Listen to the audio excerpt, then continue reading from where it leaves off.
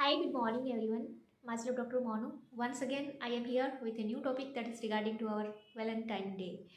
And first of all, I will tell you that why we are celebrating this Valentine Day and what's the purpose of this day.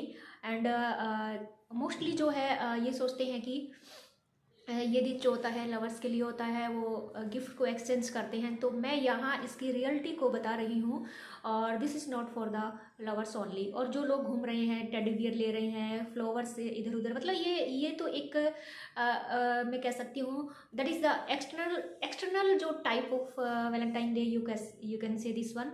But the main reasons behind to this day is that हमें जो है Valentine day जो है, ये ज़रूरी नहीं है कि हम हमारा फ्रेंड होता है या हमारा लवर होता है उसी के साथ सेलिब्रेट करें। पर ये दिन जो होता है हम अपने रिलेटिव, फैमिली और किसी के साथ भी जो है हम गिफ्ट का एक्सचेंज करके जो है, गिफ्ट नहीं दे तो हम एक छोटे से एक दूसरे का रिस्पेक्ट करके भी इस डे को सेलिब्रेट कर सकते हैं। तो मुझे तो हंसी आ रही है लोगों को देखते हुए, कोई चॉकलेट खरीद रहा है, कोई कुछ खरीद रहा है, और ये सब बकवास है। और सबसे पहले जो है ये स्टार्ट हुआ था इस वर्ड्स की जो शुरुआत हुई थी वैलेंटाइन डे, तो ये हुआ था 5वीं 5th सेंचुरी के अंदर। और उसके बाद जो है लोग इसे जब ज़्यादा पब्लिश हुआ था या लोगों के अंदर ये जो है पब्लिकली जो काफ़ी फेमस हुआ था, that is the 15th century. और ये 15 या 14th सेंचुरी जो भी आप कह सकते हैं। उसके बाद ये थोड़ा थोड़ा आगे बढ़ा और अभी तो इंडियन जो कल्चर होती है वो इसे काफ़ी फॉलो कर रही है। लेकिन ये स्टार्टिंग में स्टार्ट हुआ था और यूएसए, इंग्लैंड, ऑस्ट्रेलिया, उसके बाद धीरे धीरे दूसरे देशों में भी फैल गया। तो वह एक वैलेंटाइंस जो एक संत था और उसके नाम से ये स्टार्ट हुआ था। और कोई उसका कुछ नाम ले रहे हैं, कोई उसका कुछ नाम ले रही हैं। तो this is also a contribution या कॉन्ट्राडिक्ट्री कह सकती हूँ। यहाँ पे अभी तक भी जो है फिक्स जो है लोग नहीं उसका, कोई उसे बिशप कहते हैं, कोई उसे संत कहते हैं, लेकिन ये एक ही चीज़ है, सब अलग अलग नहीं है। तो इस जो है कॉन्ट्राडिक्टरी को हम डिस्कस नहीं करेंगे क्योंकि इस पे वाद विवाद डिबेट बढ़ जाता है। तो बस ये उस संत के नाम पे मनाना स्टार्ट हुआ था। और उस संत का पर्पस ये नहीं था, लोग कहते हैं कि उसका ये मकसद था कि एक मतलब लवर्स होते हैं वो अपने अफेक्शन को दिखाने के लिए गिफ्ट को एक्सचेंज करते हैं। उसने अपनी किसी रानी के लिए ऐसा किया, तो ये नहीं है। उसका मेन रीज़न जो है, अगर आप उसको बहुत थियोरेटिकली अगर उसकी थियरीज़ को आप पढ़ेंगे किसी राइटर की, तो उसमें है कि आप जो है, गले में थोड़ा प्रॉब्लम है, तो आप जो है इसे कैसे भी मतलब सेलिब्रेट कर सकते हैं। अपनी फैमिली के जो मेंबर्स होते हैं, आपके पेरेंट्स होते हैं, सबसे ज़्यादा तो बेस्ट मुझे लग रहा है कि थिंग्स जो है वो यही है कि आप अपनी फैमिली के साथ जो है अच्छा सा खाना बना के इसे सेलिब्रेट कीजिए। क्योंकि ये ना, ये जो चोचले होते हैं ना, महंगे से गिफ्ट ले आए, ये ले आए, ये सब जो है बकवासबाजी है। मुझे लेकिन है ना, कुछ लोग है ना इसे देख के कि उनके पास इतने पैसे हैं, उनके ये है, वो इतना गिफ्ट ला रहे हो, ये ला रहे हैं, मुझे हंसी आती है। चॉकलेट मैं भी खरीद सकती हूँ, फ्लावर्स मैं भी ला सकती हूँ, पर मुझे ना इन सब चीज़ों से मेटेरियलिस्टिक जो थिंग्स होती हैं इनसे मुझे नफरत सी है और मुझे हंसी आती है उन लोगों पे। मैंने देखा, मुझे पता ही नहीं है कि चॉकलेट क्या है, क्या कौन सा दिन है। तो एक चॉकलेट खरीद रहा था कोई लड़की थी, तो मुझे लगा कि दीदी खाने के लिए इतनी बड़ी चॉकलेट ले रही है, तो मुझे करा कि मैं भी खाने के लिए। फिर मेरे को लगा कि नहीं, मुझे अच्छा नहीं लगता, तो मैं वहाँ से निकल गई। फिर मैंने न्यूज़ में देखा तो मुझे लगा ओह, आज लिखा है चॉकलेट डे, प्रपोज डे, बकवास है सारी।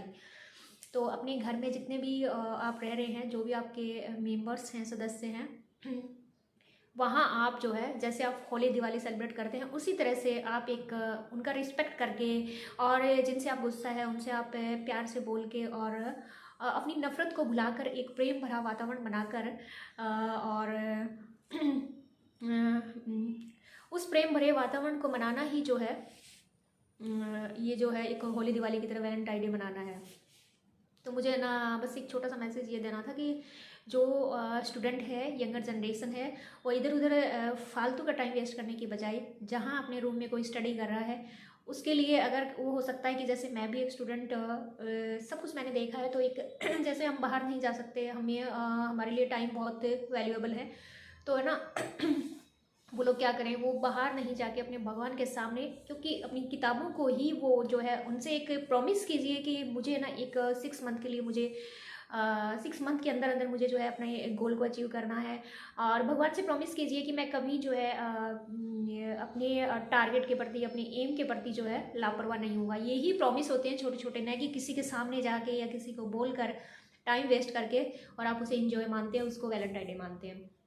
यंगर जो जनरेशन होती है, that is the coming future of our India. तो उसके लिए जो है ये सब जो है आई थिंक जो बहुत ही वैल्यूएबल है कि वो टाइम को वेस्ट ना करें। और उसके बाद जो है एक छोटी सी बात जो हमारे इंडिया में है और वो बाहर इतना नहीं है, कि एक ऐसी चीज़ें तो वो एडोप्ट कर लेते हैं जिनको लगता है कि जिनमें इनको लगे कि इन्जॉयमेंट है, जिनको घूमना फिरना उनको ज़्यादा जो है मिलता है, वो जिनमें काम करना नहीं पड़े। मुझे ये कहते हुए अफसोस हो रहा है, पर ऐसे भी हैं जो बहुत सीरियस भी हैं, ऐसी कोई बात नहीं है। पर ज़्यादा जो हमारा रेशो है वो ही है कि जो काम करना नहीं चाहते और जो जहाँ पे उन्हें लगता है कि पार्टी है, ये है, उड़ंगबाजी, या जैसे हरियाणा में हम बोलते हैं, तो उस टाइप से ना क्या उसे कहते हैं कि मचाना तो है ना, उस टाइप से वो लोग ज़्यादा हवा में उड़ते हैं। तो वो प्लीज़ है ना ऐसा ना करके, और एक जैसे हम साउथ की इस चीज़ को तो हम कह रहे हैं कि ये साउथ से धीरे धीरे हमारे पास कई सारे कंसेप्ट आ गए जिन्हें हम फॉलो कर रहे हैं, लेकिन कुछ कंसेप्ट उनके इतने अच्छे हैं जिन्हें हम देखते ही नहीं हैं। आप डिक्शनरी खोल के इस एक वर्ड्स को तो निकाल के टाइम वेस्ट करने के लिए निकल पड़ते हैं, लेकिन क्या उस डिक्शनरी के अंदर इतने सारे हजारों करोड़ों शब्द हैं, क्या उनको निकाल कर कभी आपने लिखने की कोशिश की कि जो साउथ वाले इतने आगे, साउथ मतलब जो वेस्टर्न वाले इतने आगे हैं, साउथ भी हमारे इंडिया में काफ़ी आगे हैं, तो क्या उन लोगों का इंग्लिश इतना अच्छा है, उन लोगों के वोकेबलरी इतना अच्छा है, तो क्या हम उनका कंपैरिजन करके उनकी तरह हम हमारे देश को आगे ले जाएं? तो वो तो हमें है नहीं, वो तो हम सोचते नहीं है।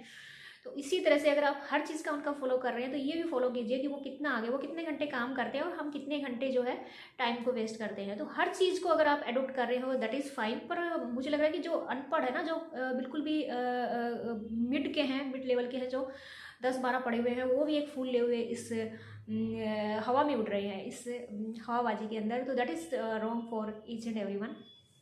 ज़्यादा मैं क्या कर सकती हूँ, बस एक छोटा सा मैसेज है कि ये सब हवाबाजी वाले चोचले वोचले कुछ भी नहीं है, बकवास है। अपनी फैमिली के साथ, अपने परिवार के साथ और अच्छे से प्यार से, उनसे प्यार से कोई भी एक प्यार से शब्द, उनका कोई काम भी कर दीजिए घर में, तो रिस्पेक्ट बनाए रखिए, और वही वैलेंटाइन डे है, इससे ज़्यादा कुछ नहीं है।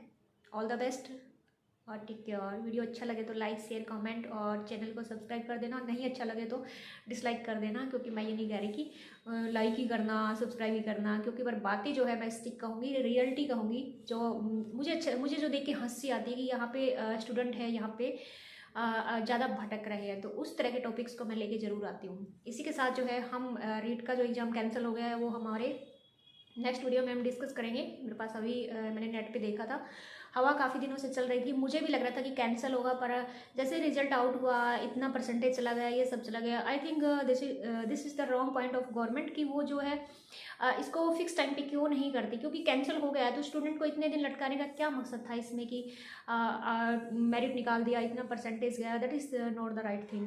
चलो कोई बात नहीं, उन स्टूडेंट के लिए जो किसी तरह से एग्ज़ाम नहीं दे पाए या जो तैयारी नहीं कर पाए उनके लिए अच्छा है, और जिनका हम नेक्स्ट वीडियो में से डिस्कस करेंगे, ये वीडियो काफ़ी लंबा बन रहा है। Okay bye, all the best, take care.